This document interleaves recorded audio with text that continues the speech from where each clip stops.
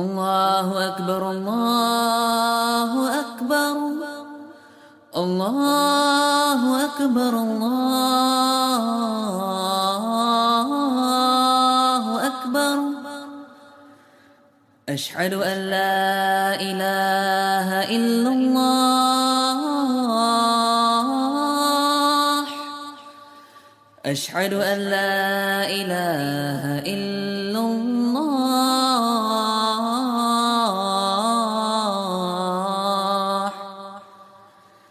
أشهد أن محمد رسول الله أشهد أن محمد رسول الله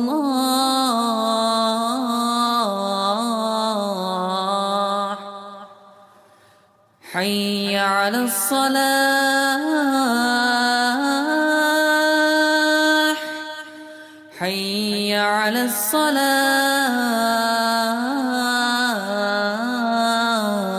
الصلاة حي على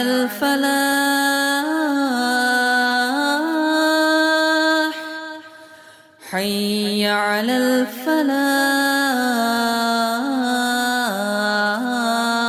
الفلاح الله أكبر الله أكبر لا إله إلا الله وكل بدعة ضلالة وكل ضلالة في النار.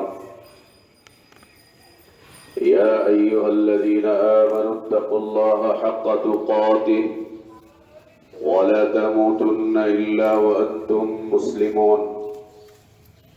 يا أيها الناس اتقوا ربكم الذي خلقكم من نفس واحدة وخلق منها زوجها وبث منهما رجالا كثيرا ونساء واتقوا الله الذي تساءلون به والأرحام إن الله كان عليكم رقيبا. يا أيها الذين آمنوا اتقوا الله وقولوا قولا سديدا يصلح لكم أعمالكم ويغفر لكم ذنوبكم ومن يطع الله ورسوله فقد فاز فوزا عظيما. اللهم انفعنا بما علمتنا وعلمنا ما ينفعنا وزدنا علما. اللهم إنا نعوذ بك من علم لا ينفع ومن قلب لا يخشع ومن نفس لا تشبع ومن دعوة لا يستجاب لها. اللهم آت نفوسنا تقواها وزكها أنت خير من زكاها أنت ولينا ومولاها. سبحانك لا علم لنا إلا ما علمتنا إنك أنت العليم الحكيم.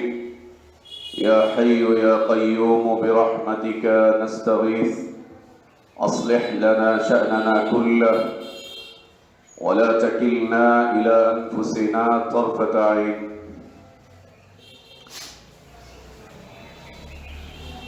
সমস্ত প্রশংসা যাবতীয় গুণগান একমাত্র কেবলমাত্র শুধুমাত্র আল্লাহ রাব্বুল আলামিন আহকামুল হাকিমিন আরহামুর রাহিমিন ইলাহুল আলামিনের জন্য, যিনি আমাদেরকে মুসলিম করে সৃষ্টি করেছেন, যিনি আমাদের জন্য উত্তম হালাল রিজকের ব্যবস্থা করেছেন, যিনি আমাদেরকে বিশুদ্ধ হিদায়াতের পথে আহ্বান জানিয়েছেন, যিনি আমাদেরকে মৃত্যু দিবেন, যিনি আমাদেরকে পুনরায় কিয়ামতের দিন তার সামনে হিসাবের কাঠগড়ায় দাঁড় করাবেন এবং বিশুদ্ধ ঈমান বিশুদ্ধ আমলের ভিত্তিতে যিনি আমাদেরকে নাজাত আর জাযা দান করবেন, সে আল্লাহর প্রশংসা, যিনি আমাদেরকে প্রতি সপ্তাহের মতো জুমার সালাত আদায়ের জন্য মসজিদ পর্যন্ত আসার তৌফিক দান করেছেন। আলহামদুলিল্লাহ। অসংখ্য অগণিত সালাতু সালাম আমাদের প্রিয় নবী, প্রিয় রাসূল, প্রিয় ইমাম, প্রিয় আদর্শ ব্যক্তিত্ব, একমাত্র আদর্শ কেন্দ্রীয় ব্যক্তিত্ব মুহাম্মদুর রাসূলুল্লাহ সাল্লাল্লাহু আলাইহি ওয়া আলিহি ওয়াসাল্লামের প্রতি আল্লাহ সুবহানাহু ওয়া তাআলা যাকে কল্যাণের আধার করে বিশ্ব মানবতার জন্য মুক্তির দূত করে পাঠিয়েছিলেন, যার আদর্শের বাস্তবায়ন করা প্রত্যেক জাতি, ধর্ম, বর্ণ নির্বিশেষে সকল শ্রেণী পেশার মানুষের জন্য ফরজ করে দেওয়া হয়েছে, যদিও তারা বিভিন্ন দল, মত, পথ, তরিকা, হিজব, মাযহাব বিভিন্ন দিক বিদিক ছোটাছুটি করে নিজেরাই নিজেদেরকে ক্ষতিগ্রস্ত করে তুলছে। সে আদর্শ নবী, আদর্শ রসুল, আদর্শ ইমাম, আদর্শ দায়ী, আদর্শ ব্যক্তিত্বের প্রতি সালাত ও সালাম, যার আদর্শের বাস্তবায়ন প্রকৃত হিদায়াত, কল্যাণ, নাজাত আর সফলতার পথ। اللهم صل على محمد وعلى آل محمد كما صليت على إبراهيم وعلى آل إبراهيم إنك حميد مجيد. اللهم بارك على محمد وعلى آل محمد كما باركت على إبراهيم وعلى آل إبراهيم إنك حميد مجيد. সম্মানিত মুসল্লিবৃন্দ, প্রিয় মুসলিম ভাই বোনেরা, আজকে আমাদের খুতবার বিষয়বস্তু রাসূলুল্লাহ সাল্লাল্লাহু আলাইহি ওয়া আলিহি ওয়াসাল্লামের হক সমূহ। যেমনটি আমরা গত খুতবায় আলোচনা করেছিলাম, আল্লাহ রাসূল সাল্লাল্লাহু আলাইহি ওয়াসাল্লামকে আল্লাহ তাবারক ওয়া তাআলা নিছক কোনো মানুষ করে দুনিয়াতে পাঠাননি। নিছক কোনো মানুষ, সাধারণ কোনো মানুষ এমন করে পাঠাননি। তিনি আমাদের মতোই রক্তে মাংসে গড়া মানুষ ছিলেন, আমাদের মতোই এই সমাজের জন্য তিনি এসেছিলেন, এই সমাজেই তার বসবাস। মায়ের কোলেই তিনি, মায়ের গর্ভেই তিনি দুনিয়াতে এসেছেন, মায়ের মাধ্যম দিয়ে তিনি দুনিয়ার চেহারা দেখেছেন, বাবার ঔরসেই তিনি জন্মগ্রহণ করেছেন।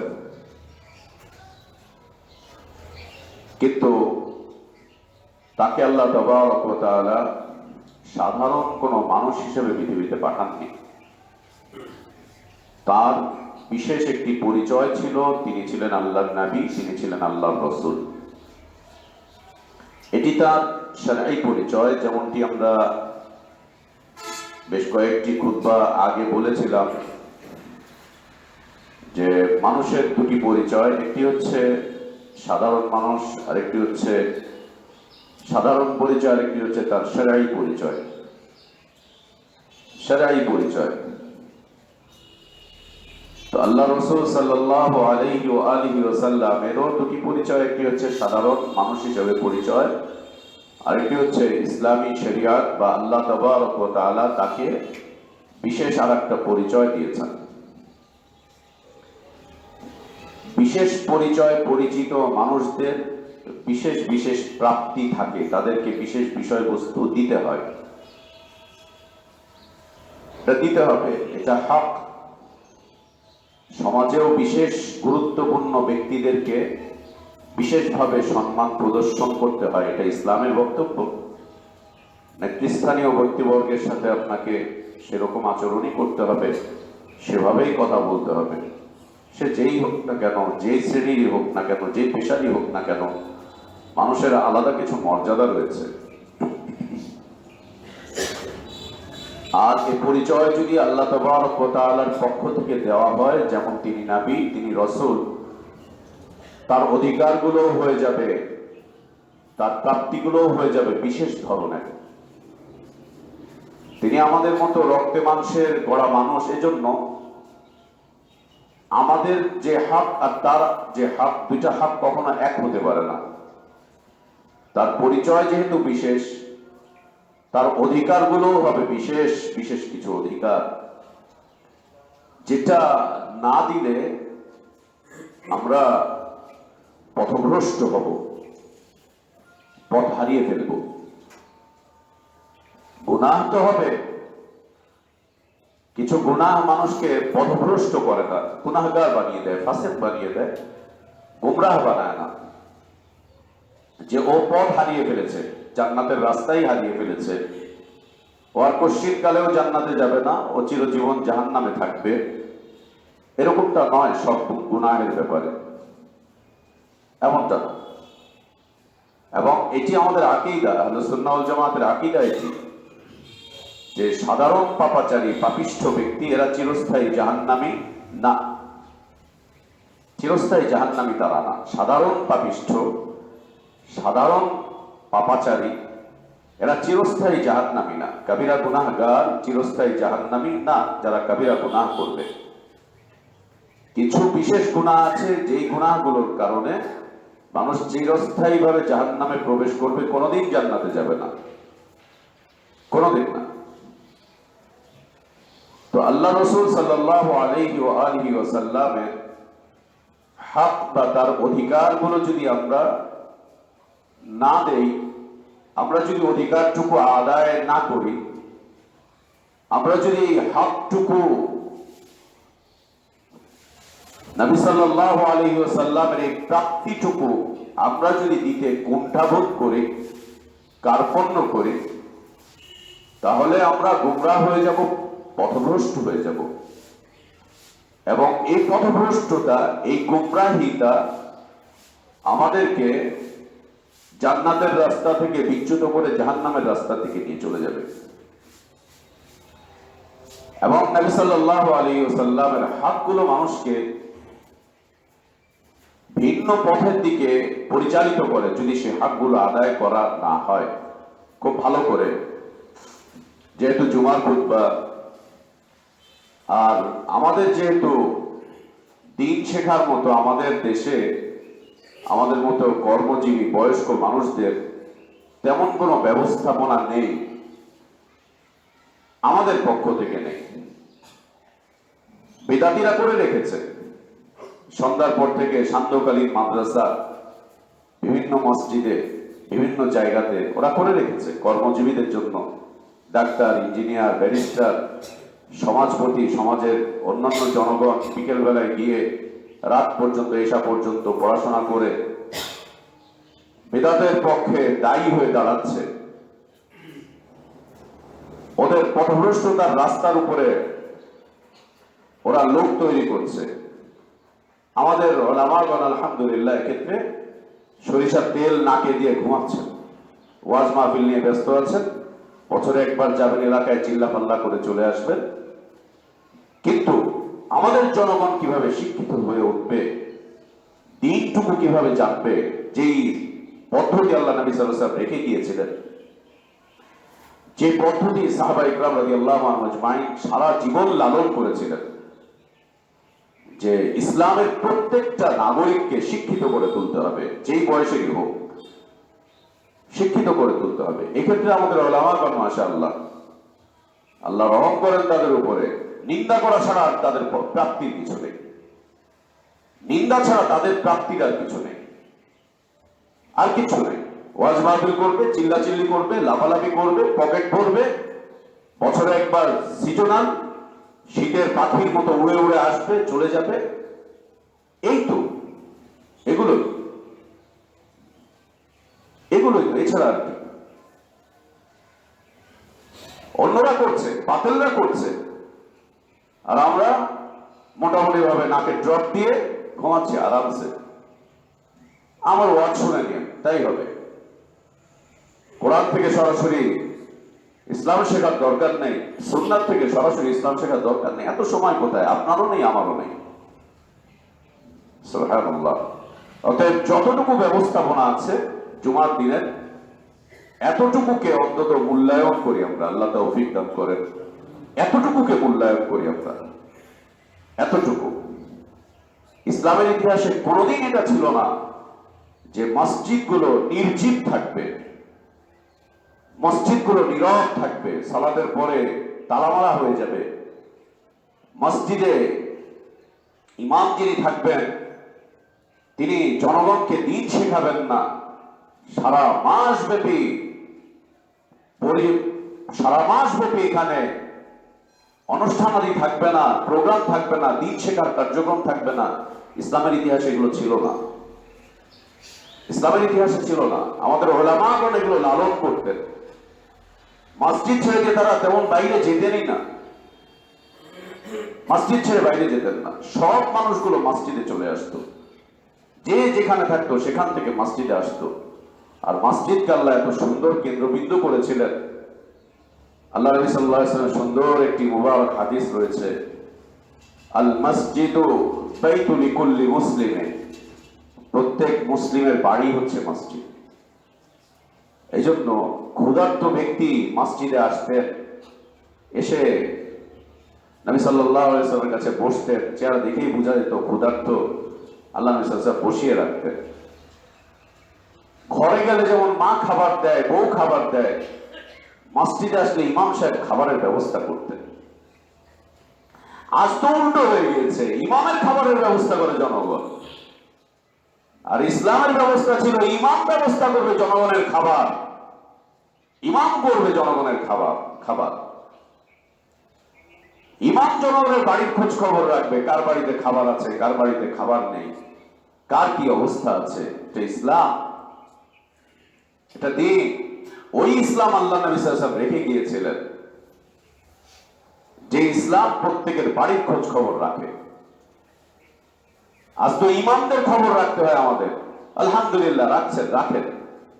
ইমাম কয়জনের খবর রাখছে, ইমাম কয়জনের খবর রাখছে। ইমাম মানে কি শুধুমাত্র সালাতের ইমাম? প্রশ্নই আসে না।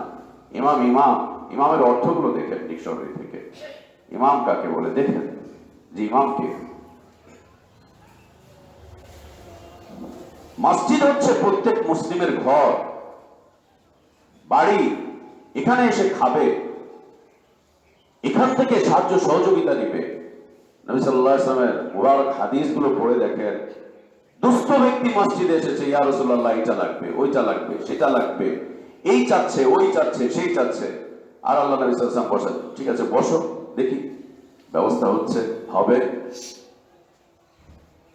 ব্যবস্থা হচ্ছে, হবে। অতবার ব্যবস্থা হয়েই যেত, আল্লাহ করেই দিতেন। কেউ কালো মুখ নিয়ে মসজিদ থেকে ফিরে যেতেন না, খালি পেটে মসজিদ থেকে ফিরে যেতেন না। আল্লাহ নবী সাল্লাল্লাহু আলাইহি ওয়াসাল্লাম সাহাবীদেরকে বলতেন, মুসাফির এসেছে, দুস্থ এসেছে, ক্ষুধার্ত এসেছে, দরিদ্র এসেছে, ব্যবস্থা করো তো, কে করবে? উঠে চলে যেতেন সাহাবায়ে কেরাম রাদিয়াল্লাহু আনহুম আজমাইন। কেউ রিক্ত হস্তে, কেউ খালি হাতে ফিরে যেতেন না, ক্ষুধার্ত পেটে ফিরে যেতেন না। এটা ছিল আল্লাহ নবী সাল্লাল্লাহু আলাইহি ওয়াসাল্লামের সিফাত, তার বৈশিষ্ট্য, মসজিদের বৈশিষ্ট্য। এইটা এখন আমরা দিয়ে দিয়েছি খাজা বাবাকে। খাজা বাবার দরবার থেকে কেউ খালি হাতে ফেরে না। এই ছিল মসজিদ। মসজিদ থেকে কেউ এমনি সামনে ফিরবে না। আমরা পরিবর্তন করে ফেলেছি, কি আর করার। যতটুকু আছে এতটুকুকেই ধরে রাখার চেষ্টা করছি। না, পরিবর্তন আনতে হবে। আসুক না পরিবর্তন। কেউ একজন শুরু করলে অন্যরাও করতে থাকবে। আর যত মানুষের উপরে আমল করবে প্রত্যেকের সমপরিমাণ সওয়াব আল্লাহ আপনাকে দান করবেন। আল্লাহ প্রত্যেকের সমপরিমাণ সওয়াব আল্লাহ আপনাকে দান করবেন। তো আল্লাহ নবী সাল্লাল্লাহু আলাইহি ওয়া আলিহি ওয়াসাল্লাম,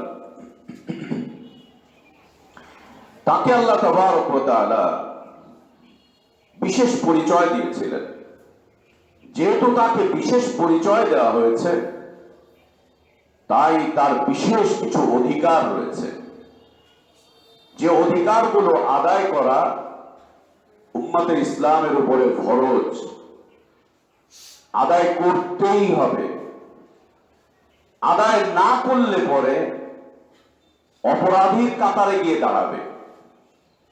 আর অপরাধ এমন অপরাধের দিকে যাবে যে অপরাধ আপনাকে আমাকে পথভ্রষ্ট করে ছাড়বে, হিদায়াত থেকে বিচ্যুত করে ছাড়বে, একদম বিচ্যুত করে ছাড়বে। যে অপরাধ দেখতে হিদায়াতের উপরে প্রতিষ্ঠিত, আপনি সত্যিকার অর্থে হিদায়াত থেকে বঞ্চিত, হিদায়াত থেকে বিমুখ। দেখতে হিদায়াতের উপরে মাশাআল্লাহ দেখতে একজন ভালো মানুষের মতো দেখা যায়, মনে হচ্ছে পরেজগার, দিনদার, মনে হচ্ছে সার্বিকভাবে সবকিছু সুন্দর চলছে, কিন্তু তার সত্যিকার অর্থ বিষয়বস্তু হবে যে লোকটা গোমরা, পথভ্রষ্ট। যদি আল্লাহ নবী সাল্লাল্লাহু আলাইহি ওয়াসাল্লামের হক আদায় করা না হয়, তার হক বড় কঠিন জিনিস, বড় কঠিন বিষয়বস্তু, বড় কঠিন বিষয়বস্তু। দেখছেন না, মায়ের হক আদায় করে না, তাই মা বিচার দিচ্ছে। আজ কণ্ঠ আছে তাই বিচার দিতে পারছে মা। বাবার হক আদায় করছে না সন্তান, বাবা বিচার বসাচ্ছে, এখানে সেখানে, কোথাও না পারলে কোর্টে চলে যাচ্ছে, কেউ না কেউ তার পাশে এসে দাঁড়াচ্ছে, কণ্ঠ আছে তাই বিচার চাইতে পারছে। সন্তান মা বাবার নামে বিচার ডাকছে, এর কাছে তার কাছে, আমার বাবা আমার হক দেয়নি, দেয়। জায়গা জমির হক নিয়ে কত মামলা মোকদ্দমা পড়ে আছে, আজ কণ্ঠ আছে বিধায় বলা হচ্ছে। আল্লাহ নবী সাল্লাল্লাহু আলাইহি ওয়াসাল্লাম মৃত্যুবরণ করেছেন, দুনিয়ার সাথে তার এখন যোগাযোগ বন্ধ, দুনিয়া সম্পর্কে তিনি কিছুই জানেন না, এবং দুনিয়াবাসীকে কোনো সংবাদ পৌঁছাবার কোনো মাধ্যমতা নেই। যতই স্বপ্নের কথা বলেন, আল্লামা বলেন, আর ওই রাস্তার ফকির বলুক, কবিরাজ বলুক, আর হেকিম বলুক, নবী তাকে স্বপ্নে আদেশ করেছেন, ওই আদেশ করেছেন।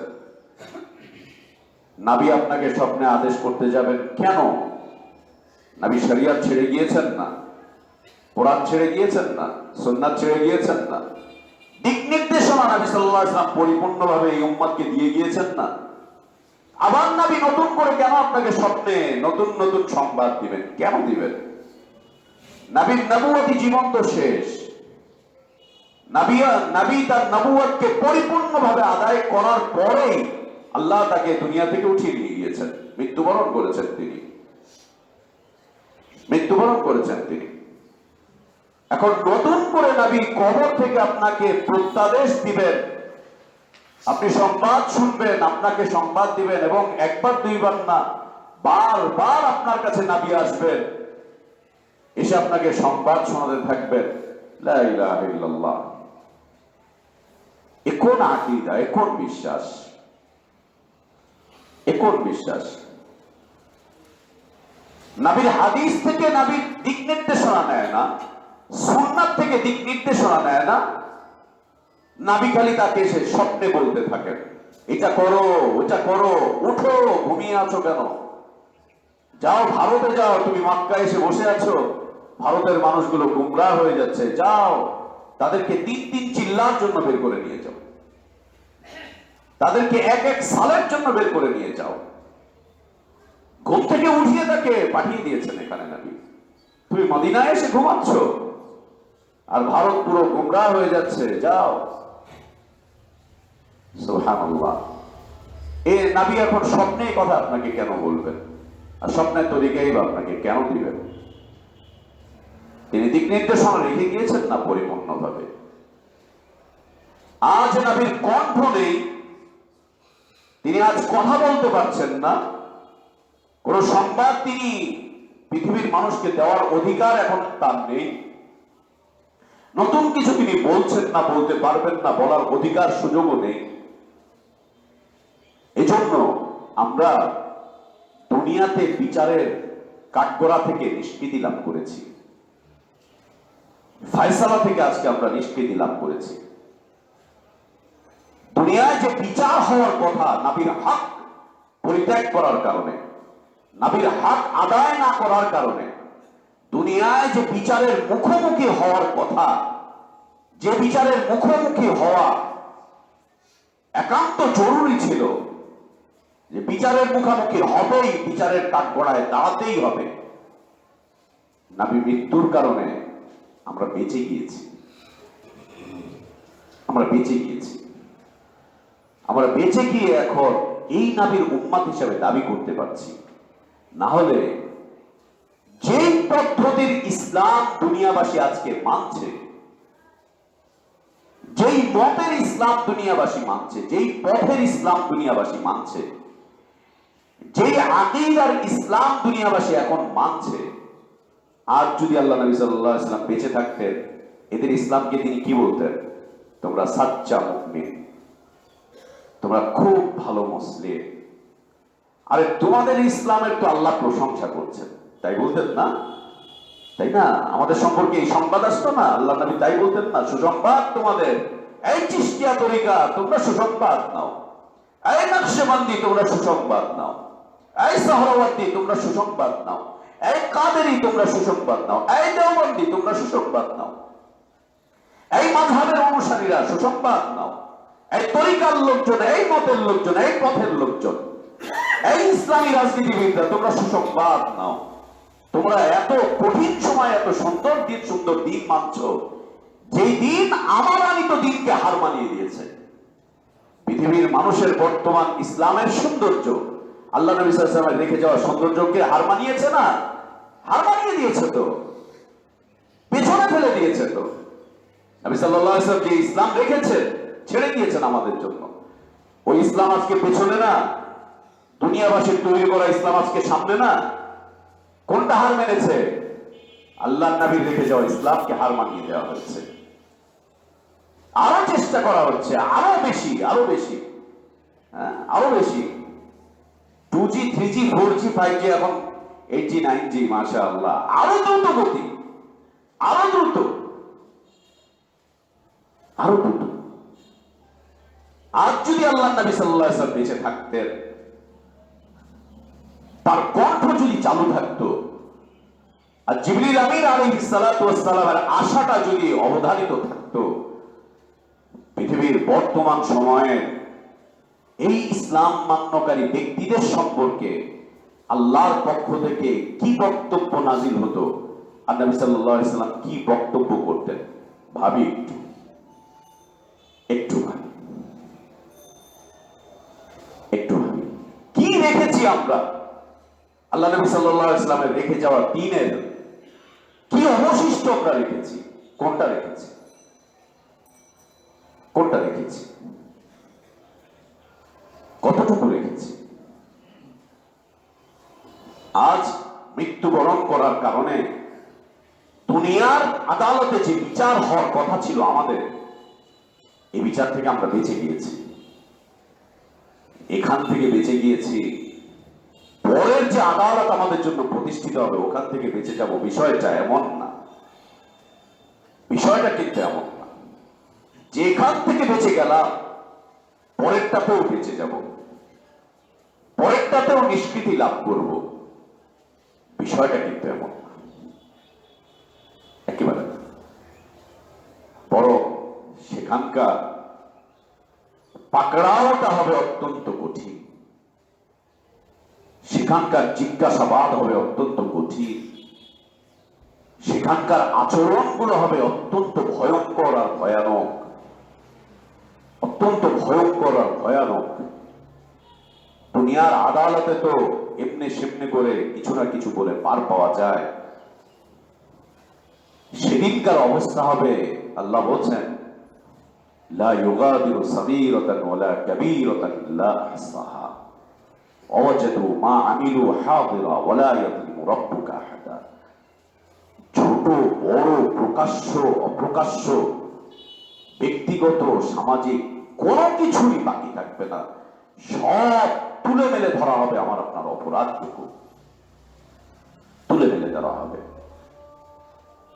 আল্লাহ আমাদেরকে হেফাজত করেন।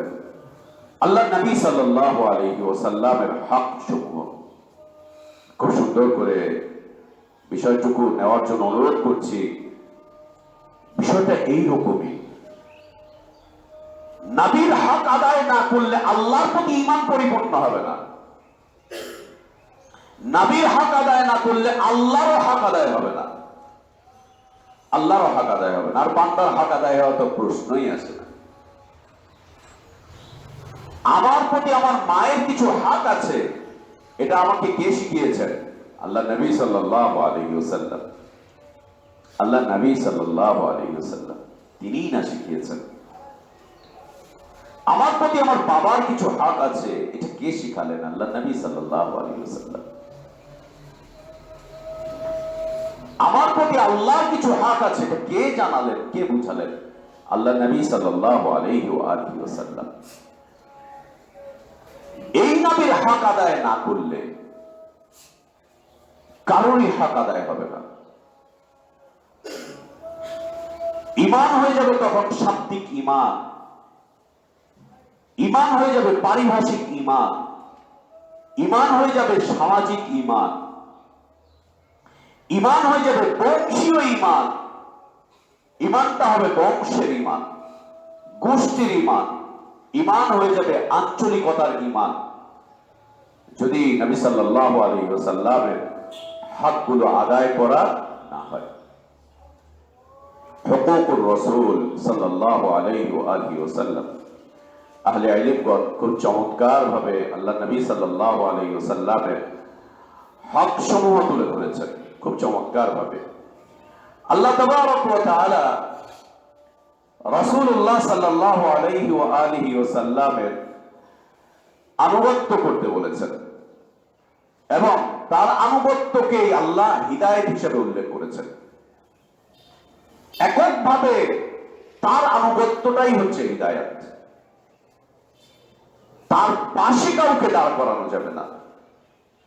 আল্লাহ নবী একজন ব্যক্তি, তার পাশে কাউকে দাঁড়া করানো যাবে না। শরিয়াতের ক্ষেত্রে, দ্বীনের ক্ষেত্রে, যত বড় বুজুর্গ হোক আর আকাবির হোক, তার পাশে কাউকে দাঁড় করানো যাবে না। এমনকি বুজুর্গ আকাবির তো অনেক পরে, তার পাশে কোন নবী রাসূলকেও দাঁড় করানো যাবে না।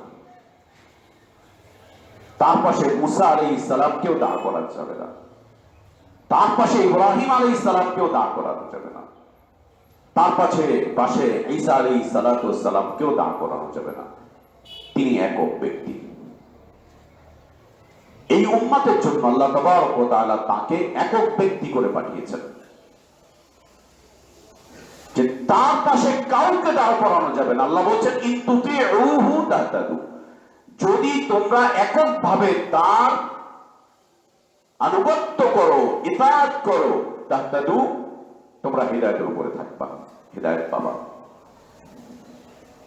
তোমরা হিদায়াত পাবা। এই যে ইতাআত, নবী সাল্লাল্লাহু আলাইহি ওয়াসাল্লামের ইতাআত, এই ইতাআতটাই হচ্ছে হিদায়াত। এই ইতাআতই হচ্ছে হিদায়াত। এখন মানুষ কে কার ইতাআত করে? যার মধ্যে বিশেষ কিছু আছে তারই ইতাআত করে মানুষ। পয়সাওয়ালার কথায় উঠে আর বসে কেন? ওর কাছে পয়সা আছে তাই ওর ইতাআত করছে। মুয়াজ্জিন আযান দিচ্ছেন হাইয়া আলাস সালাহ হাইয়া আলাল ফালাহ, পয়সাওয়ালা ব্যক্তি কিছু একটা আদেশ করেছে তো ওর দিকেই চলে যাচ্ছে। নেতার ইতাআত কেন করছে? নেতার ইতাআত কেন করছে? নেতার মধ্যে কিছু আছে তাই নেতার ইতাআত করছে। কিছুদিন আগে, এই মাস 6 আগে হবে, বাসা থেকে বের হয়েছি ফজরের আগে, সালাতে যাব। আমাদের রোডের মাথায় অনেক লোকজন জমায়েত হয়ে আছে, অনেক লোক ফজরের আগে। এই সময় সচরাচর এরকম এত লোকজন তো দেখা যায় না। তো দেখলাম যে একটা রাজনৈতিক দলের সব নেতা কর্মীরা, রাজনৈতিক দলের সব নেতা কর্মীরা দাঁড়ানো, অনেক লোক। ওর মধ্যে খুঁজে পেলাম আমার ছোটবেলার 3-4 বন্ধুও দাঁড়ানো। কি ব্যাপার? গাড়ি থামে জিজ্ঞেস করলাম, কি ব্যাপার তোমরা এখানে এত রাতে? তোমাদের তো কোনোদিন ফজরে মসজিদে দেখা যায় না, আজকে কি সালাত আদায় করবা নাকি? মসজিদের জন্য রেডি হয়ে আসছো বাসা থেকে? আচ্ছা না না, কি বলো আসলে, কি তাহলে প্রোগ্রাম আছে, ভাই বলছে আসতে, ভাই আমাদেরকে নিয়ে যাবে, ভাই টাইম দিয়ে রাখছিল রাতে 4টায়, তাই আমরা 2:30টার সময় চলে এসেছি। ভাই টাইম দিছে রাতে 4টায়, ভাই আসবে, এসে তাদেরকে নিয়ে যাবে, তাই ভাই 4টায় টাইম দিয়েছে, 2:30টায় এসে উপস্থিত দাঁড়িয়ে আছে। তো বললাম যেহেতু এসেই পড়েছো, আজান হবে এই 5-7 মিনিট পরে, সালাতটা আদায় করেই যেও। যদি ভাই চলে আসে তখন আবার ভাই না পাইলে রাগ হয়ে যাবে। বলে একটু পরে আজান শুনতে পাবা, মুয়াজ্জিন ডাকবে তোমাকে, হাইয়া আলাস সালাহ বলে, হাইয়া আলাল ফালাহ বলে। তোমাকে কোনোদিন ওকে এই এই বন্ধু ওকে ফজরের সময় একাধারে আমার একটা অভ্যাস ছিল, আগে ভোরবেলায় উঠে পরিচিত বন্ধু বান্ধব যেগুলো আছে ছোটবেলার, এগুলোকে কল করতাম, আয় মসজিদে আয়, নামাজে আয়, নামাজ পড়বি, আয় ফজরের পরে বাসায় আমার সাথে নাস্তা খাবি। এক একজন প্রথমে 2-4 দিন তো ভালোভাবে নিছে, হ্যাঁ হ্যাঁ, পরে যে বিরক্ত হওয়া শুরু হয়েছে, একটা পর্যায়ে মোবাইল বন্ধ করে দিয়ে রাতের বেলায় ঘুমাচ্ছে, ও ডিস্টার্ব করবে, মোবাইল বন্ধ করে দিয়ে ঘুমায়। তাদের মধ্যে বেটা আমি কি মুসলমান না? নামাজ না পড়লে কি মুসলমান থাকে না? আল্লাহ ভালো জানে, আমি কেমনে জানি,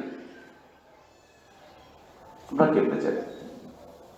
ভাইয়ের কথায় রাতে 2:30টায় কেন এসে উপস্থিত, আবার মসজিদের সামনে, আবার সালাতেও ঢুকছে না, কেন উপস্থিত হয়েছে? ভাইয়ের এই ছোট্ট একটা কথার আনুগত্য কেন করছে? হয়তো বা ওয়ার্ডে একটা দায়িত্ব পাবে, ছেসরা মার্কে একটা দায়িত্ব, ছেসরা মার্কে একটা দায়িত্ব, এটার জন্য বসে আছে, ভাইয়ের আনুগত্য করছে, ইতাআত করছে। তারই ইতাআত করা হয় যার মাঝে কিছু থাকে। মানুষ পাগলের ইতাআত কেন করে না? পাগলের মাঝে কিছু নেই, তবে বাংলাদেশের ইতিহাস ভিন্ন। যত বড় পাগল, যত বড় আল্লাহর ওলি, মাশাআল্লাহ, তত বড় আল্লাহর ওলি। যত বড় পাগল, তত বড় আল্লাহর ওলি। আমি যখন এই যে জেলখানায় এখানে, তখন এখানে একজন এমপি সাহেব, তার সাথে পরিচয়, বেচারা হচ্ছে পাগলের ভক্ত। আশ্চর্য কথা, উনি রাস্তায় ঘাটে পাগল দেখলেই পাগলরে গিয়ে জড়ায় করে, পাগলরে কিছু খাওয়ায়, পাগলরে কিছু ভক্তি দেয়, শ্রদ্ধা দেয়। তো জিজ্ঞেস করলাম, ভাই আপনি এরকম পাগলের ভক্ত কেন? খালি পাগল পাগল পাগল ধরে বেড়ায়, পাগল খোঁজে। বলে ওর মধ্যে কিছু একটা আছে। কেন? অনেক আগে যমুনার পাড়ে এক পাগল তারে বলছে তুই একদিন কিছু হবি। এই বলার পরে সে ছাত্র নেতা, তারপরে যুব নেতা, তারপরে সে সংসদ সদস্য।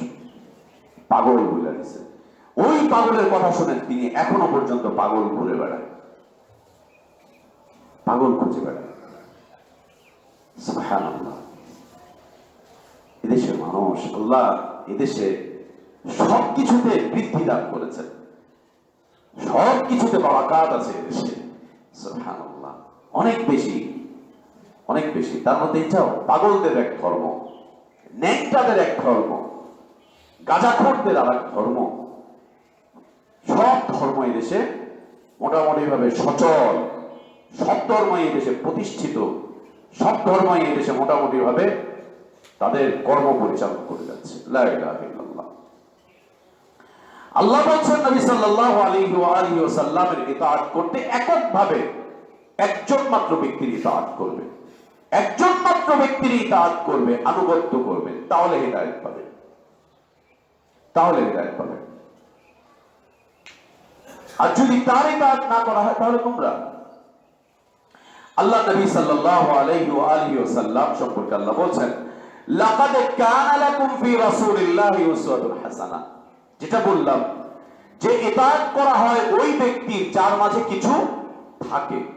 এখন নবীর ইতাআত করতে বলা হয়েছে, কেন নবীর ইতাআত করতে বলা হয়েছে? আল্লাহ তাবারক ওয়া তাআলা বলেন, লাকাদ কানা লাকুম ফি রাসূলিল্লাহি উসওয়াতুন হাসানাহ। নবী সাল্লাল্লাহু আলাইহি ওয়াসাল্লামের মধ্যে, রাসূলুল্লাহ সাল্লাল্লাহু আলাইহি ওয়াসাল্লামের মধ্যে আল্লাহ তাবারক ওয়া তাআলা উসওয়াতুন হাসানাহ দিয়েছেন। যেহেতু তাকে উসওয়াতুন হাসানাহ দেওয়া হয়েছে, এটা হচ্ছে তার ইতাআতের সবচেয়ে বড় কারণ।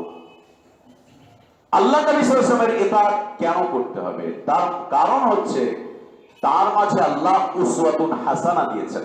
ভালো করে মনে রাখবেন, কেন তার ইতাআত করতে হবে, কেন তার আনুগত্য করতে হবে? তার কারণ তার মাঝে উসওয়াতুন হাসানাহ রয়েছে, আর কারো মাঝে না, আর কারো মাঝে না, তার মাঝে রয়েছে এই উম্মতের জন্য। লাকাদ কানা লাকুম, অবশ্যই তোমাদের জন্য রয়েছে, ফি রাসূলিল্লাহ, আল্লাহর রাসূলের জীবনীতে উসওয়াতুন হাসানাহ, উসওয়াতুন হাসানাহ। এতটুকু মাথায় রাখেন, উসওয়াতুন হাসানা। এই উসওয়াতুন হাসানা আর কারো মাঝে নেই,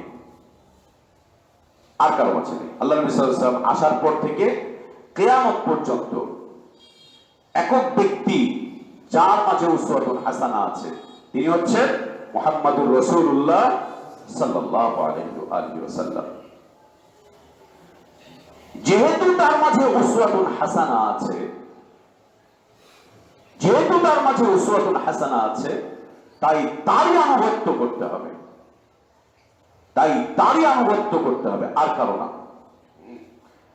আমাদের এই সমাজকে কুরে কুরে খাচ্ছে একটা গোষ্ঠী, আহলে কোরআন গোষ্ঠী, তাদেরও জবাব কিন্তু চমৎকার ভাবে শোনেন। যেহেতু তারই মধ্যে রয়েছে উসওয়াতুন হাসানা, তাই তারই আনুগত্য করতে হবে। ব্যক্তি মুহাম্মদ সাল্লাল্লাহু আলাইহি ওয়াসাল্লাম, যার কাছে আল্লাহ শরীয়ত নাজিল করেছিলেন, ব্যক্তি মুহাম্মদ সাল্লাল্লাহু আলাইহি ওয়াসাল্লাম, যার কাছে আল্লাহ শরীয়ত নাজিল করেছিলেন, কোরআন নাজিল করেছিলেন, সুন্নাহ নাজিল করেছিলেন, তারই ইতাআত করতে হবে, তার আনুগত্য করতে হবে। কেন? তার মাঝে রয়েছে উসওয়াতুন হাসানা, তার মাঝে রয়েছে উসওয়াতুন হাসানা। কাদের জন্য? লিমান কানা ইয়ারজুল্লাহ ওয়াল ইয়াউমাল আখিরা। যে ব্যক্তি তার জীবনের সব আশা আকাঙ্ক্ষা আল্লাহর উপরে ছেড়ে দেয়, জীবনের সব আশা, সব চাওয়া, সব আকাঙ্ক্ষা আল্লাহর উপরে ছেড়ে দেয়। আমার এটা কে পূরণ করবেন? আল্লাহ। আমাকে ওইটা কে দিবেন? আল্লাহ। আমার ওইটা কে ব্যবস্থা করবেন? আল্লাহ সুবহানাহু ওয়া তাআলা। তিনি ব্যবস্থা করবেন। যাদের আশা আকাঙ্ক্ষা আছে আল্লাহর প্রতি, আমার ইজ্জতের মালিক একমাত্র আল্লাহ, আমার সম্মানের মালিক একমাত্র আল্লাহ, আমার উদ্ধারের মালিক একমাত্র আল্লাহ, আমার জীবনের সকল ক্ষেত্রে সাহায্য একমাত্র তার থেকে আসবে, দুনিয়াতে এবং আখিরাতে। তার জন্য রয়েছে উসওয়াতুন হাসানা। আর যে ব্যক্তি আল্লাহর প্রতি আশাবাদী না, আল্লাহর প্রতি যে ব্যক্তি আশাবাদী না, ও আশাবাদী গায়রুল্লাহর প্রতি, ও খাজা বাবার প্রতি আশা রাখে, ও বুজুর্গের প্রতি আশাবাদী, ও পীরের প্রতি আশাবাদী, ও এর প্রতি আশাবাদী আর ওর প্রতি আশাবাদী, ওর জন্য নবী সাল্লাল্লাহু আলাইহি ওয়াসাল্লামের জীবনীতে উত্তম আদর্শ বা উসওয়ায়ে হাসানা নেই, তার জন্য। কি সুন্দর কথা আল্লাহ তাবারক ওয়া তাআলা বলছেন নবী সাল্লাল্লাহু আলাইহি ওয়াসাল্লাম সম্পর্কে। লিমান কানা ইয়ারজুল্লাহ, যে জীবন যাপন করে, যে আল্লাহকে আশা করে, আল্লাহর প্রতি যে ব্যক্তি আশাবাদ ব্যক্ত করে, যে আল্লাহর প্রতি আশাবাদী হয়ে দুনিয়া এবং আখিরাতের জন্য সবকিছু গ্রহণ করে, দুনিয়াতে জীবন যাপন করে, তোর আশা একমাত্র আল্লাহর প্রতি, একমাত্র আল্লাহর প্রতি। এবং আল্লাহ নবী সাল্লাল্লাহু আলাইহি ওয়াসাল্লাম যে ইসলাম আমাদের জন্য রেখে গিয়েছেন, সেই ইসলামের সৌন্দর্য হচ্ছে যে মুমিনের ঈমান, মুমিনের ঈমান, আশা এবং ভয় এই দুইটার মাঝখানে বিদ্যমান থাকে। আশা এবং ভয় এই দুইটার মাঝখানে বিদ্যমান থাকে মুমিনের ঈমান। দুটি ডানা, একটা হচ্ছে আশা আর একটা হচ্ছে ভয় ভীতি। আল্লাহকে খুব ভয় লাগে, আবার আল্লাহর দয়ার প্রতি এত আশাবাদী, এত আশাবাদী, এত আশাবাদী। আল্লাহর নবীর জীবনীতে উসওয়ায়ে হাসানা রয়েছে ওই ব্যক্তিদের জন্য যারা আল্লাহর প্রতি আশাবাদী, ওয়াল ইয়াউমাল আখিরা, এবং যারা আখিরাতের বিষয়ে বিশ্বাসী পরিপূর্ণভাবে, আখিরাতের প্রতি বিশ্বাসী পরিপূর্ণভাবে, যে আখিরাত, আখিরাত, ইয়াউমুল আখিরা, এরপরে আসবে সামনে আলোচনায় যে আখিরাতের বিষয়বস্তু, যে আখিরাতের প্রতি বিশ্বাস রাখে, শেষ দিবস আছে, শেষ দিবসের ঘটনা ঘটবে, সেখানে অনেক কিছু আসবে। আর কে? ওয়া যাকারাল্লাহা কাসীরা। যে লোকটা উঠতে বসতে সর্ব অবস্থায় আল্লাহকে বেশি বেশি করে জিকির করবে, স্মরণ করবে, তার জন্য আল্লাহ নবী সাল্লাল্লাহু আলাইহি ওয়াসাল্লামের মাঝে রয়েছে উসওয়ায়ে হাসানা। উসওয়া হাসানা। আল্লাহ নবী সাল্লাল্লাহু আলাইহি ওয়াসাল্লামকে আল্লাহ তাবারক ওয়া তাআলা আমাদের জন্য উসওয়া করে পাঠিয়েছেন। উসওয়া করে পাঠিয়েছেন। তিনি উসওয়া ছিলেন আমাদের জন্য। উসওয়া হচ্ছে অনেকগুলো বিষয়ের সমন্বিত একটি নাম। অনেকগুলো বিষয়ের সমন্বিত একটি নাম উসওয়া। উসওয়ার শাব্দিক অর্থ হচ্ছে চরিত্র। হাসানা অর্থ হচ্ছে সুন্দর। হাসানা অর্থ হচ্ছে সুন্দর, আর উসওয়া মানে হচ্ছে চরিত্র। আল্লাহ নবী সাল্লাল্লাহু আলাইহি ওয়াসাল্লামকে সুন্দর চরিত্র দিয়ে আল্লাহ পাঠিয়েছিলেন। এত সুন্দর চরিত্র দিয়ে আল্লাহ তাকে পাঠিয়েছিলেন যে এই চরিত্রবান ব্যক্তি ছাড়া দ্বিতীয় কোন চরিত্রবান ব্যক্তিকে যদি কেউ আনুগত্য করে, ও আর হিদায়াতের উপরে থাকতে পারে। আপনি যতই স্লোগান ধরেন ওনার চরিত্র ফুলের মতো পবিত্র, আল্লাহ নবী সাল্লাল্লাহু আলাইহি ওয়াসাল্লামের চরিত্রের কাছে এদের লা ইলাহা ইল্লাল্লাহ না। আর আগে তো বলতো ফুলের মতো পবিত্র, এখন নতুন স্লোগান এসছে ফুলের চাইতেও পবিত্র। কেন? ফুলে কীটনাশক দিচ্ছে, ফরমালিন দিচ্ছে। নেতার চরিত্রে কীটনাশকও নাই, ফরমালিনও নাই। মাশাআল্লাহ, মাশাআল্লাহ, বারাকাল্লাহ। 3,500-4,000 টাকার বেতনের জন্য 3,500-4,000 টাকার বেতনের এক চাকরি হচ্ছে মেম্বারি চাকরি। খরচ করছে 10 থেকে 15 লাখ, 20 লাখ টাকা বেতন, মাসে 3,500 থেকে 4,000 টাকা। তাদেরই চরিত্র হচ্ছে ফুলের চাইতেও বেশি পবিত্র। হাইব্রিড চরিত্র এগুলো, হাইব্রিড চরিত্র। কোনো সার দেওয়া লাগবে না, কীটনাশক দেওয়া লাগবে না, কিচ্ছু লাগবে না, এমনিতেই পবিত্র হয়ে গেছে। আল্লাহ সংশোধন দান করেন। কবে যে সংশোধন আসবে, কবে যে ফিরবে মানুষগুলো আল্লাহর দিকে, কবে যে মানুষগুলো তাদের চরিত্রগুলোকে নবীর চরিত্রের সাথে মিলে আনার চেষ্টা করবে, কবে যে ফিরবে, কবে যে ফিরবে, কবে যে ফিরবে। সুবহানাল্লাহ। উসওয়াতুন হাসানা, সুন্দর চরিত্র। এর চাইতে সুন্দর চরিত্র আল্লাহ তাবারক ওয়া তাআলা আর কাউকে দেন, আর কাউকে দেন। কি চরিত্র! আল্লাহু আকবার, কি চরিত্র! আল্লাহ নবী সাল্লাল্লাহু আলাইহি ওয়াসাল্লাম এমনিতেই দরিদ্র মানুষ ছিলেন। তেমন কিছু কিনে ব্যবহার করা নবী সাল্লাল্লাহু আলাইহি ওয়াসাল্লামের জন্য কষ্টকর হয়ে যেত। সাহাবীরা কেউ এটা সেটা হাদিয়া দিতেন। একজন সাহাবী নবী সাল্লাল্লাহু আলাইহি ওয়াসাল্লামকে একটা চাদর এনে হাদিয়া দিয়েছেন। নবী সাল্লাল্লাহু আলাইহি ওয়াসাল্লাম চাদরটা পরে আছেন। একজন সাহাবী রাদিয়াল্লাহু আনহু আরদা, গ্রাম্য সাহাবী, বুঝতে পারেননি কিভাবে কি আচরণ করতে হয়। এসে এমন ভাবে চাদরটা ধরে টান দিলেন যে নবী সাল্লাল্লাহু আলাইহি ওয়াসাল্লামের গলায় ফাঁস লেগে গেল। টান দিয়ে বলছেন, ইয়া রাসূলুল্লাহ, এই চাদরটা আমাকে দিয়ে দেন, এই চাদরটা দিয়ে দেন। এমন ভাবে চাদরটা টান দিল, আপনি চাইবেন চান, এমনি বলেন না যে আমাকে চাদরটা দিবেন, সুন্দর লাগছে, ভালো লাগছে। চাদরটা ধরে হ্যাচটা টান দিল, টান দিতে গলায় ফাঁসের মতো লেগে গেল। ব্যথা পেলেন, চোখটা ঠিকরে বের হয়ে আসতে চাইল। সে ইয়া রাসূলুল্লাহ, এই চাদরটা আমার খুব ভালো লাগছে, আমাকে এটা দিয়ে দেন, আপনি দেন। পাশে সাহাবী ছিলেন, তিনি রেগে উঠছেন।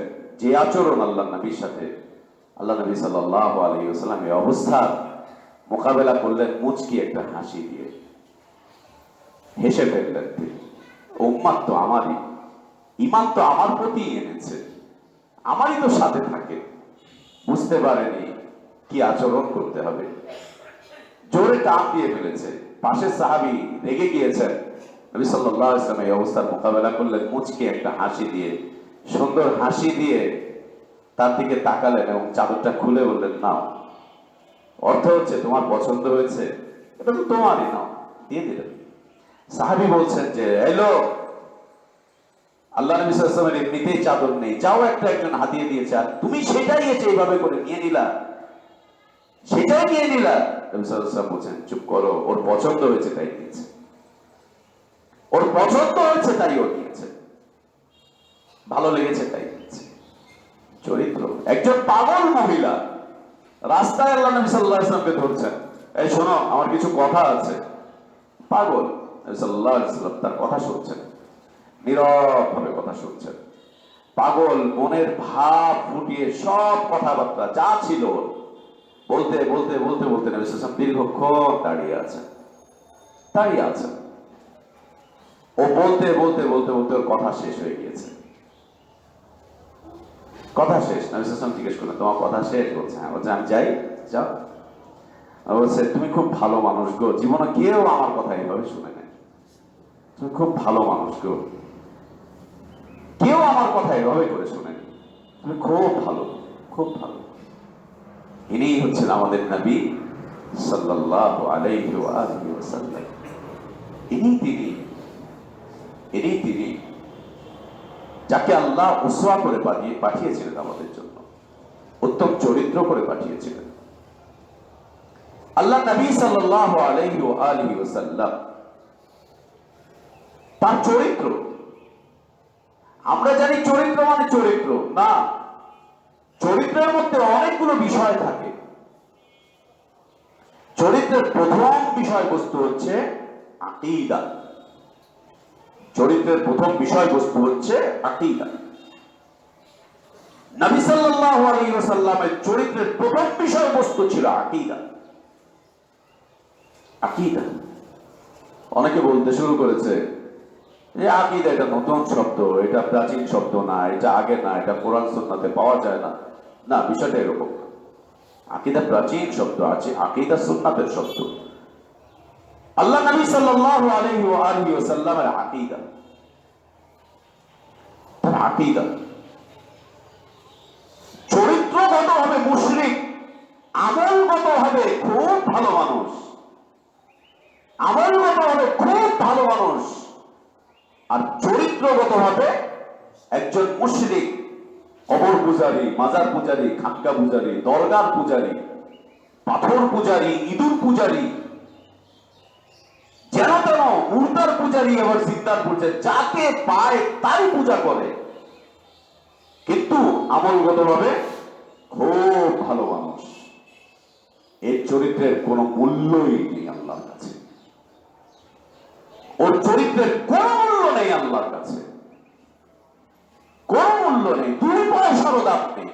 ওর এই চরিত্র ওর জন্য কোনো উপকার করবে না, ওর ওই চরিত্র ওকে জানমালের নিরাপত্তা দিবে না, কখনোই না, কোনদিন না। আল্লাহ তাবারক ওয়া তাআলা নবী সাল্লাল্লাহু আলাইহি ওয়াসাল্লামকে যে চরিত্র দান করেছিলেন, এই চরিত্রের প্রথম বিষয়বস্তু হচ্ছে আকীদা। আকীদা চরিত্রের প্রথম বিষয়বস্তু। আর সে আকীদা হচ্ছে আকীদাতুত তাওহীদ।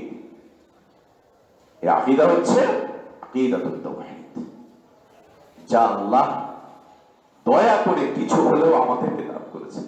আলহামদুলিল্লাহ, আলহামদুলিল্লাহ।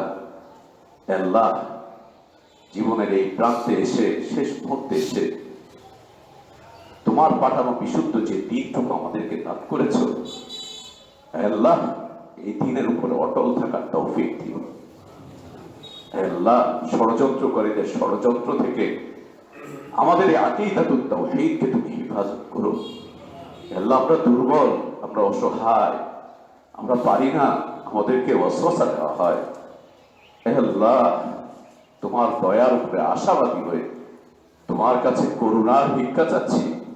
আল্লাহ আমাদের এই তাওহীদি আকীদাকে তুমি সংরক্ষণ করো, হেফাজত করো, সকল প্রকার আক্রমণ থেকে আল্লাহ তুমি বাঁচিও। আল্লাহ এটা তোমারই ঘোষণা, এই তাওহীদি আকীদাই হচ্ছে মুক্তির একমাত্র বিষয়বস্তু, যা তোমার নবী আমাদের জন্য রেখে গিয়েছেন, ছেড়ে গিয়েছেন, শিখিয়ে গিয়েছেন। আল্লাহ আমাদেরকে তুমি অটল রেখো, অবিচল রেখো। আল্লাহ মৃত্যুটা এই তাওহীদে আকীদার উপরেই যেন হয়, এই তাওহীদে আকীদার জন্যই যেন জীবনের সব কিছুকে আমরা বিসর্জন দিতে পারি, সব কিছুকে যেন উৎসর্গ করতে পারি। আল্লাহ সেই তৌফিক দিও, সেই ইমানে কওয়াত আর যোগ্যতাটুকু তুমি আমাদেরকে দিও আল্লাহ। এটা অনেক দামি বিষয়বস্তু, অনেক মূল্যবান বিষয়বস্তু। আল্লাহ যেন তেন পাত্রে এটি দান করেন না, বিশ্বাস রাখেন, যেন তেন পাত্রে আল্লাহ এটা দান করেন না। আপনাদেরকে আল্লাহ এই পর্যন্ত আসার তৌফিক দিয়েছেন, এজন্য শুকরিয়া আদায় করেন আল্লাহ, যে আল্লাহ তুমি তৌফিক না দিলে আমরা আসতে পারতাম না। যেহেতু তুমি দয়া করে এনেই দিয়েছো, আল্লাহ আমাদেরকে আর এখান থেকে বের করে দিও না, এখান থেকে আর সরিয়ে দিও না। ষড়যন্ত্রকারী ষড়যন্ত্র করছে, ওয়াসওয়াসা দানকারীরা ওয়াসওয়াসা দিচ্ছে, নিন্দুকরা নিন্দা করছে, আমাদের ঈমানকে কিনে নিয়ে যাওয়ার জন্য সওদা করা হচ্ছে, আমাদের ঈমানকে কেনার জন্য বিভিন্ন মূল্য নির্ধারণ করা হচ্ছে বিভিন্ন কিছু দিয়ে। এর উপরে অটল থাকি, অবিচল থাকি, আল্লাহর কাছে সাহায্যের প্রার্থনা করি। আল্লাহ যেন আমাদেরকে তৌফিক দান করেন। আকুলু কওলি হাযা ওয়াস্তাগফিরুল্লাহ লি ওয়া লাকুম ওয়া লিসাইরিল মুসলিমিনা মিন কুল্লি যামবিন ফাস্তাগফিরুহু ওয়া আতুবু ইলাইহি ইন্নাহু হুয়াল গফুরুর রহিম।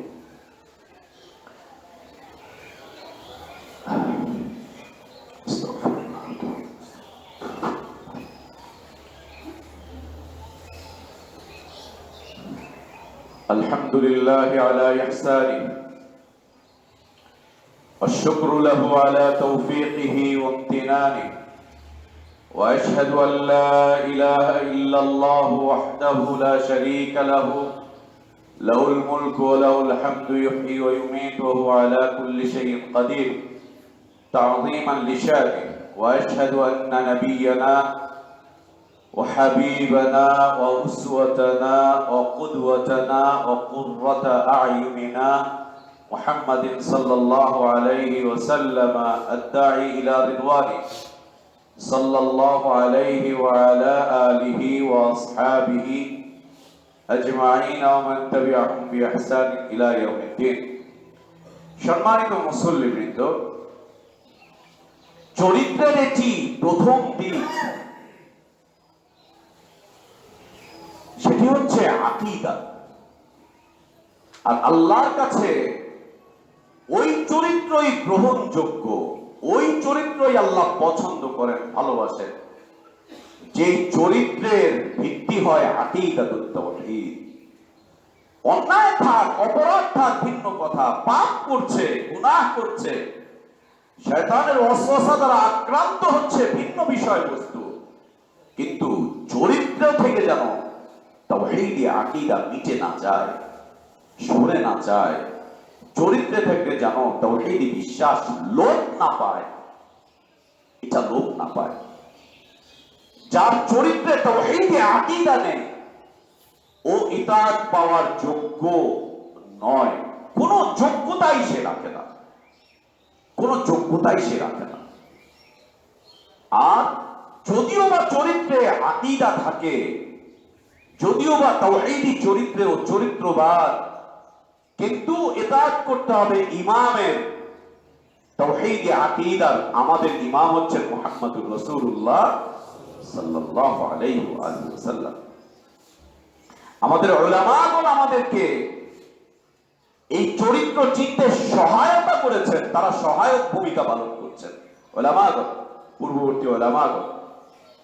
এই জন্য আমরা উলামাদের ইতাআত করি না, উলামাদের আনুগত্য করি না, আমরা আনুগত্য করি মুহাম্মদুর রাসূলুল্লাহ সাল্লাল্লাহু আলাইহি ওয়াসাল্লামের। আর উলামাগণ হচ্ছেন মাধ্যম, সহায়ক, সহায়ক। এরকম শত শত উলামা থাকবেন আমাদের জীবনে, শত শত উস্তাদ থাকবেন আমাদের জীবনে, যারা আমাদেরকে নবী সাল্লাল্লাহু আলাইহি ওয়াসাল্লামের ওই চরিত্রটা চেনাবেন, ওই চরিত্রই জানাবেন।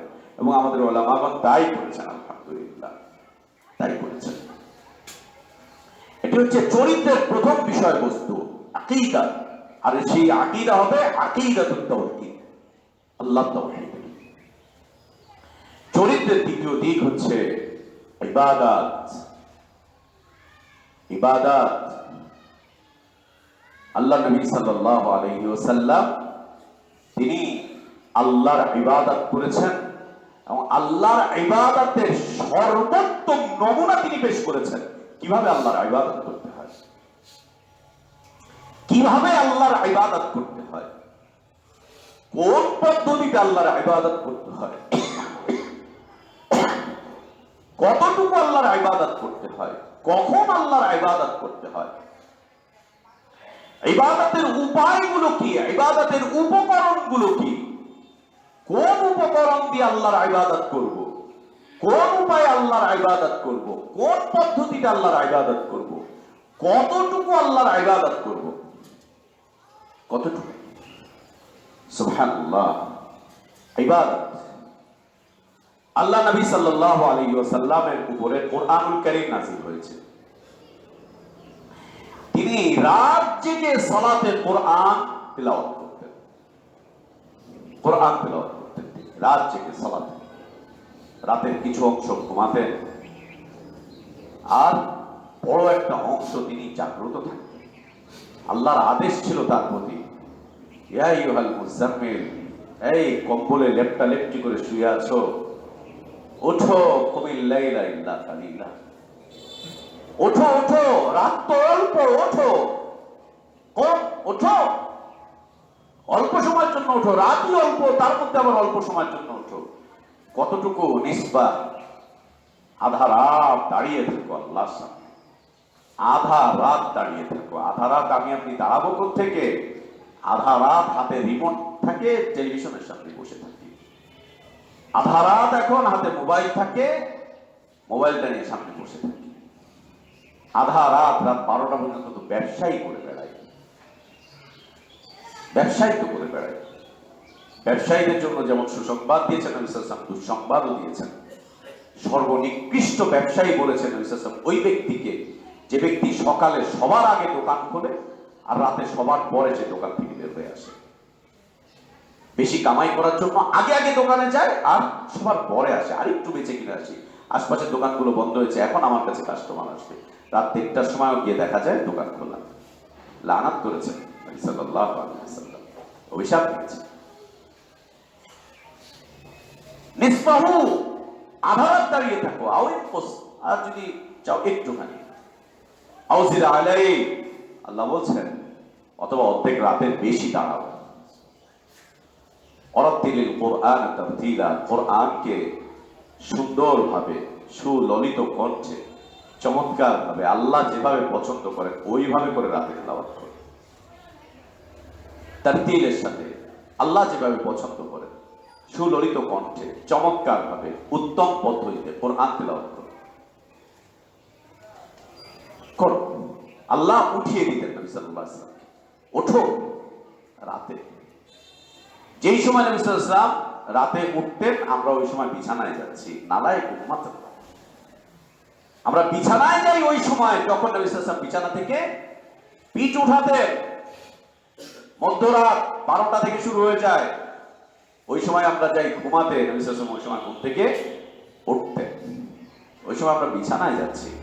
ও সৈয়াকিদার লোকজন, সৈয়াদিসের লোকজন, যখন আপনি ঘুমাতে যাচ্ছেন ওই সময় আল্লাহ রাসূল সাল্লাল্লাহু আলাইহি ওয়াসাল্লাম ঘুম থেকে উঠতেন, উঠে তার রবের সামনে দাঁড়াতেন, রবের পছন্দনীয় কাজটুকু করতেন। যখন আপনি ঘুমাতে যাচ্ছেন, কবে আর সংশোধন হবে আমাদের, কিভাবে যে হবে আল্লাহ ভালো জানেন। লক্ষণ দেখা যায় না পরিবর্তনের, দেখা যায় না। উঠতেন ইবাদত, এই রাতের ইবাদত তিনি করেছেন। আল্লাহ নবী সাল্লাল্লাহু আলাইহি ওয়াসাল্লামকে আল্লাহ তাবারক ওয়া তাআলা অনেক অনেক সুসংবাদ দিয়েছেন, অনেক সুসংবাদ দিয়েছেন রাতের ইবাদতের জন্য। তিনিও তার উম্মতের জন্য সুসংবাদ রেখে গিয়েছেন।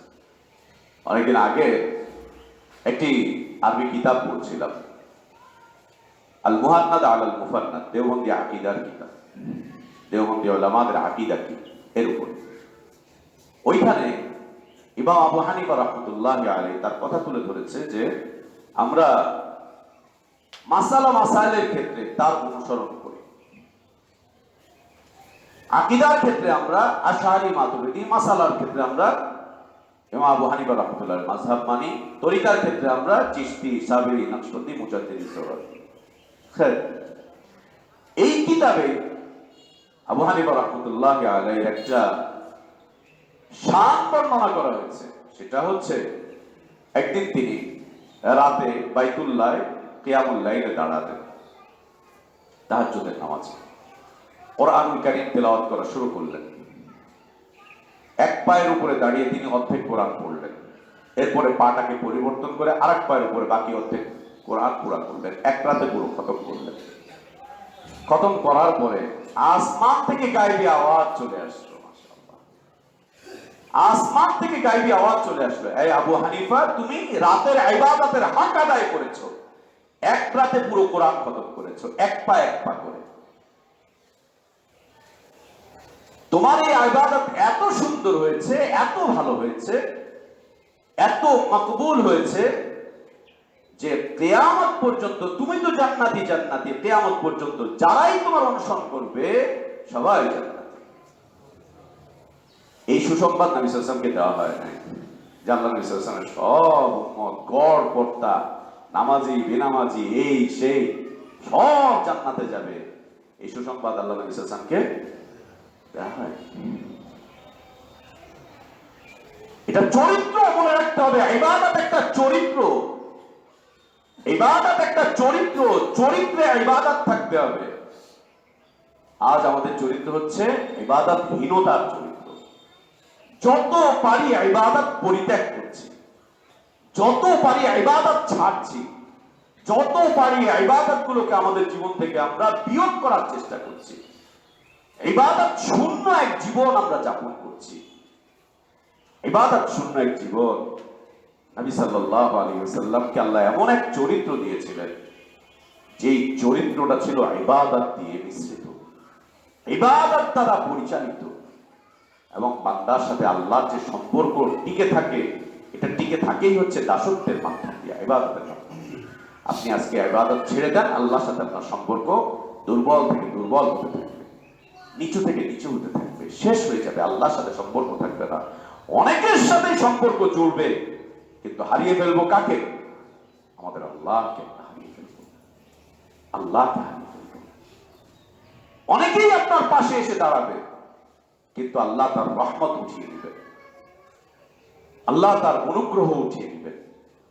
ইবাদত শূন্য জীবনে আল্লাহর ইহসান থাকে না, আল্লাহর দয়া থাকে না, আল্লাহর করুণা থাকে না, আল্লাহর ক্ষমা থাকে না, আল্লাহর অনুগ্রহ থাকে না, আল্লাহর পক্ষ থেকে আসা বারাকাত থাকে না। ইবাদত শূন্য জীবনে চরিত্রে ইবাদত আনতে হবে, চরিত্রে ইবাদত আনতে হবে। মনে রাখতে হবে, ইবাদত নিছক কোনো বিষয়বস্তুর নাম না, নিছক কোনো বিষয়বস্তুর নাম না। ইবাদত এমন একটা মৌলিক বিষয়বস্তু, যার মাধ্যম দিয়ে আল্লাহর সাথে আমার আপনার সম্পর্ক জুড়ে থাকবে। একে ছেড়ে দিলে আল্লাহর সাথে আমার আপনার সম্পর্ক বিচ্ছিন্ন হয়ে যাবে, একদম বিচ্ছিন্ন হয়ে যাবে। নবী সাল্লাল্লাহু আলাইহি ওয়াসাল্লামকে আল্লাহ এই সর্বোচ্চ চরিত্র দান করেছিলেন।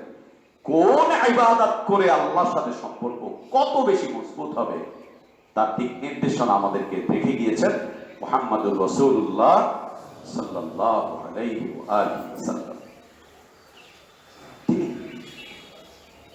চরিত্রের আরো কিছু দিক রয়ে গেল, সময়ের অভাব।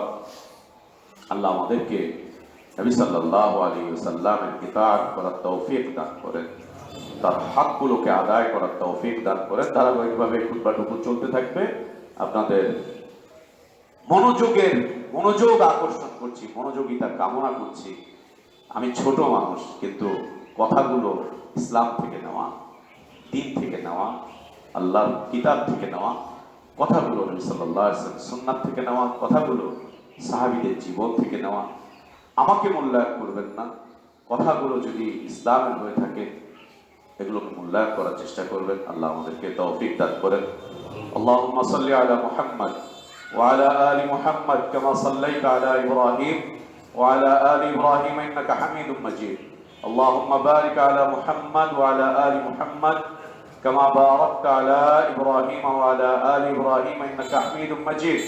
اللهم أصلح لنا ديننا الذي هو عصمة أمرنا، وأصلح لنا دنيانا التي فيها معاشنا، وأصلح لنا آخرتنا التي إليها معادنا، واجعل الحياة زيادة لنا في كل خير، والموت راحة لنا من كل شر. اللهم اقسم لنا من خشيتك ما تحول به بيننا وبين معصيتك، ومن طاعتك ما تبلغنا به جنتك، ومن اليقين ما تهون به علينا مصائب الدنيا. متعنا اللهم بأسماعنا وأبصارنا وقواتنا أبدا ما أحييتنا، واجعله الوارث منا، واجعل ثأرنا على من ظلمنا، وانصرنا على من عادانا. اللهم لا تجعل مصيبتنا في ديننا، اللهم لا تجعل مصيبتنا في ديننا، اللهم لا تجعل مصيبتنا في ديننا. اللهم لا تجعل الدنيا أكبر همنا، اللهم لا تجعل الدنيا أكبر همنا، اللهم لا تجعل الدنيا أكبر همنا ولا مبلغ علمنا ولا إلى النار مصيرنا. اللهم لا تسلط علينا بذنوبنا من لا يخافك فينا ولا يرحمنا، برحمتك يا أرحم الراحمين. ربنا آتنا في الدنيا حسنة وفي الآخرة حسنة وقنا عذاب النار. ربنا اغفر لنا ذنوبنا ولإخواننا الذين سبقونا بالإيمان، ولا تجعل في قلوبنا غلا للذين آمنوا ربنا إنك رؤوف رحيم. عباد الله رحمكم الله، إن الله يأمركم بالعدل والإحسان وإيتاء ذي القربى وينهى عن الفحشاء والمنكر والبغي يعظكم لعلكم تذكرون. فاذكروا الله العظيم الجليل يذكركم، واشكروه على نعمه يزدكم، ولذكر الله أكبر والله يعلم ما تصنعون.